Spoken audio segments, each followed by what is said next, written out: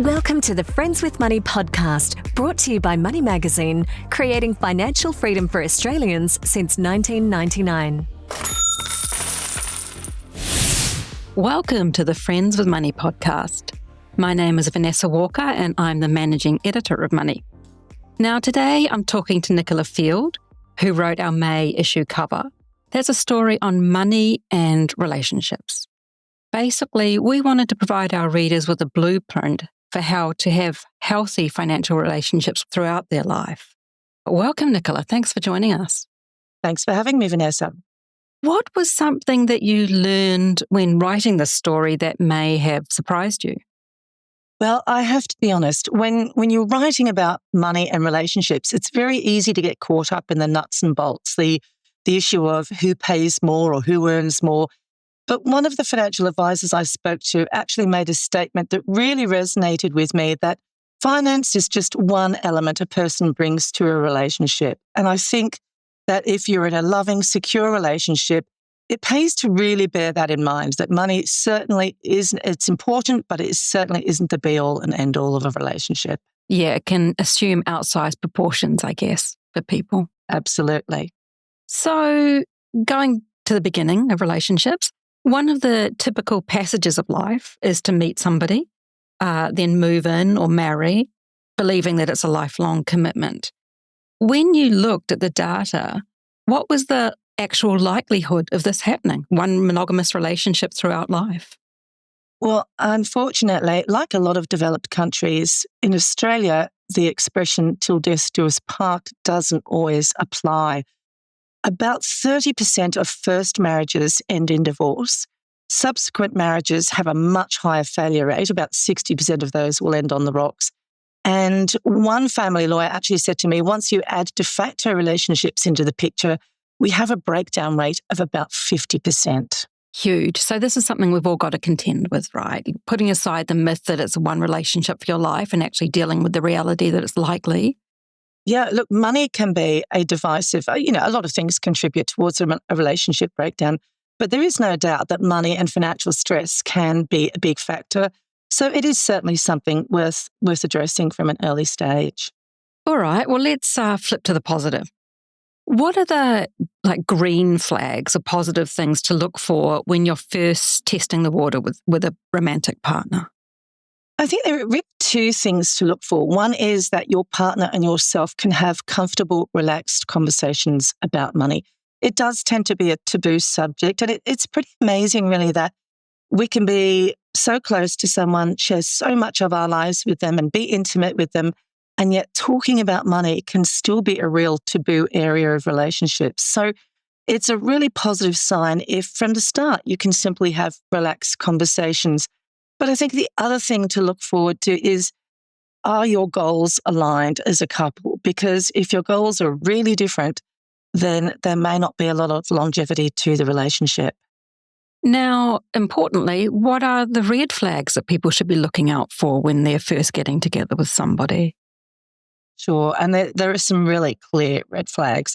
One is being unwilling to talk about money, full stop. And some people do simply arc up as soon as you start to have those conversations about money. Another thing is being very secretive with their finances. That to me would be a serious red flag. But even things like not being able to take some very basic first steps, like opening a joint account to share the money for bills and household expenses, that would raise concerns because it suggests that there's some sort of issue going on about sharing money and finances, which could really impact the relationship further down the track. All right, so transparency and communication, like in all areas of our romantic relationships. 100%. Yeah. Yeah, absolutely. Now, the next big step is when people choose to live together, either in a de facto relationship or they move into marriage. Something I want to know, what constitutes being in a de facto relationship anyway, legally? Yeah, sure. It is kind of a grey area. A lot of people assume that there's a magical 2 years living together formula. And, if you're a week out from that 2-year anniversary, you're still safe. That doesn't apply. A court, if pushed to it, will also look at issues like you're sharing a home, you're holding yourself out as a couple to other people, or you share a child together. So there's no hard and fast definition. The 2 years certainly does apply, but there are broader definitions that can have you seen as a de facto in the eyes of the law. All right. And once it's established that you are de facto, that's the same as marriage in the eyes of the law. Is that right? That's absolutely correct. You might as well be married. If the relationship ends and it comes to splitting property or caring for kids, you might as well be married, yeah. All right. Now, entering into this romantic relationship, what's the best way to protect yourself financially in what you've said is a 50-50 likelihood of the relationship ending? Yeah, look, one of the, I guess, watertight ways to protect yourself is to have a prenuptial, or what is technically called a binding financial agreement. The catch with that is that, and the reason fewer than 1 in 5 couples actually use a binding financial agreement, is that it can be very expensive. It has to be done with the assistance of a lawyer, and every asset you own has to be addressed within that agreement. So one family lawyer I spoke to said the cost of one of these prenuptials can come to around $5,000. Now, of course, while that can give you some protection, it's not an easy subject to raise with a prospective life partner because there's kind of a sense of we're preparing to separate anyway. But it certainly can be watertight if you have the money to do it and if you have some assets worth protecting. And I think that's the problem in first relationships, is young couples often don't have that much in the way of assets to spend $5,000 jotting down in a relationship agreement. But it certainly does apply as you perhaps progress to a second and subsequent relationship. And that $5,000, should each partner have different legal representation? So that's $5,000 each? No. That would be the cost for one. So you're drawing it up as a couple. So you only need to see one lawyer. That's very different from if you're separating and going through a divorce, in which case you need to have separate lawyers. All right, that's good to know. So tell us some of the best ways to arrange and take care of finances when you've made this commitment. Well, it's really about what works for you as a couple. There's no one-size-fits-all answer. And this is where, as you say, having conversations about money is so important. We know that research shows about 3 in 5 couples share their finances equally. Certainly the days of a wife, for example, handing the reins of financial control over to her husband are long dead, thank goodness. But there is certainly a huge percentage of couples that share their finances equally together.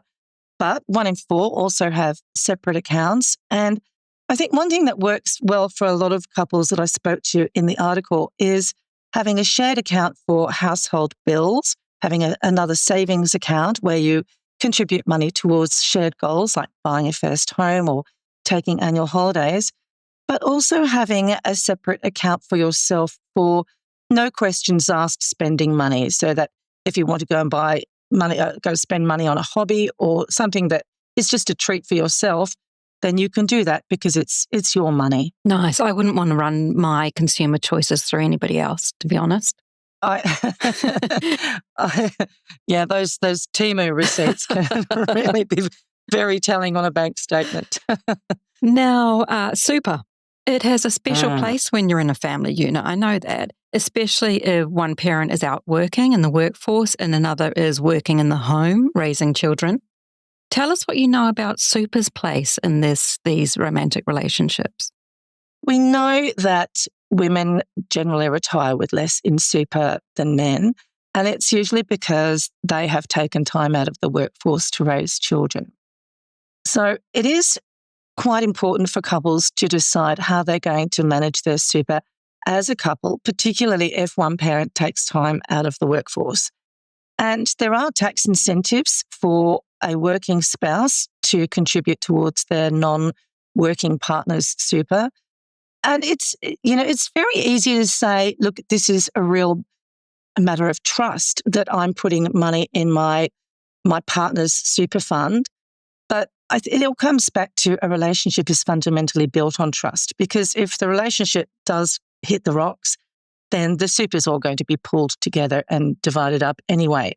But there are important reasons to contribute to your spouse even if they're not working. And as I say, a tax concession is available for that. Brilliant. And I just want to reiterate that in the event of a separation and tallying up and dividing assets, super is included as a asset that the couple shares that is taken into account, correct? Absolutely. So when a couple does separate, every asset, both individually owned and jointly owned, goes into the pot. From that, any debts are deducted. So you end up with a sort of net asset figure, and then that's divided. So, yep, super absolutely goes into that pot of marital assets to be divided up. Now, if a couple does separate and divorce, how are the experts saying they should go about this fairly and, most importantly, with minimum damage? The first thing is always to try and sort out the property settlement and childcare arrangements yourself. If you can do that, then you save yourself a fortune in legal fees, and you're more likely to come up with an arrangement that everybody is happy with. If you're struggling to reach some sort of an agreement, a good first port of call is to go and see a mediator. And it might cost you several hundred or maybe in the low thousands to see a mediator who comes to an agreement that you can both work with. If you can't do that and you end up going to the courts, you could be looking at a cost of $100,000 and the process dragging on for several years. And of course, the worst of that is that you're then leaving the decision in the hands of a judge who may not come up with a decision that pleases everyone. So it's very difficult in that situation to work amicably with your ex. It's certainly challenging, but if you can do it, you'll save yourself a lot of money and more likely to end up with a result that is everybody's kind of end goal, even if it's not their perfect outcome. All right. Super important to know. Try to avoid court. It's more expensive, the family court. They will actually send you to mediators prior to court anyway, I believe, but you should enter it voluntarily and try and sort this out as amicably as possible. It's a big takeaway, isn't it? It is a big takeaway. And realistically, it's also a big challenge. But one family lawyer I spoke to said that one partner in a divorce may, for example, say, it's the principle of the matter. And taking that sort of digging my heels in approach can just cost you financially so badly. Get it sorted, make it amicable, and everyone can move on with their lives sooner rather than later. Nice. Now, one of the trickiest bits, say a person repartners or remarries, how do they protect what they bring into the relationship? Well, there's no easy answer to that. And honestly, the best answer is to go back to that binding financial agreement. It's much more common in couples who are repartnering at a later stage, not just because they have more assets than a first-time couple, but because they have usually had that experience of how damaging to their wealth a separation can be, and they want to protect what they have and protect what they can give to their own children. So definitely, I would be saying, think about a binding financial agreement. Yes, it's expensive, but it's a realistic way to protect what you have brought into the relationship and what you would like your children to walk away with. Now, say a person is in a blended family, they've remarried, both partners bring children into the blended family. What's the best way for a person to ensure that their children gets their fair share if that parent splits up again or if they pass away? Yeah, again, this is a complex area, actually. One thing I would say absolutely and sort of highlight in bold is have a binding death nomination for your super. That's a really critical step. And it's as easy as downloading a form from your super fund's website, writing down who you would like to receive your super when you pass away. And if you want to put your own children in or you want to divide it with your children and the children of your new spouse, then that's your call. But it is important to address who's going to inherit your super. Above and beyond that, though, there are assets or types of investments called an investment bond that can make it very clear who you would like to inherit part of your wealth. if you split up or if you pass away. And that's certainly something worth looking for if you're in a blended family. Now, let's end on a positive note. Say you're in the lucky position of designing an inheritance. You're giving your money to people that you love. What is the best way to arrange that these days? Is that the investment bond or a simple lump sum or assets in a will? What would you recommend there? Personally, I would consider an investment bond. About 1 in 3 Australians intend to use their super as a way of distributing wealth through an inheritance. But super is never designed as an estate planning vehicle. It is money for your retirement.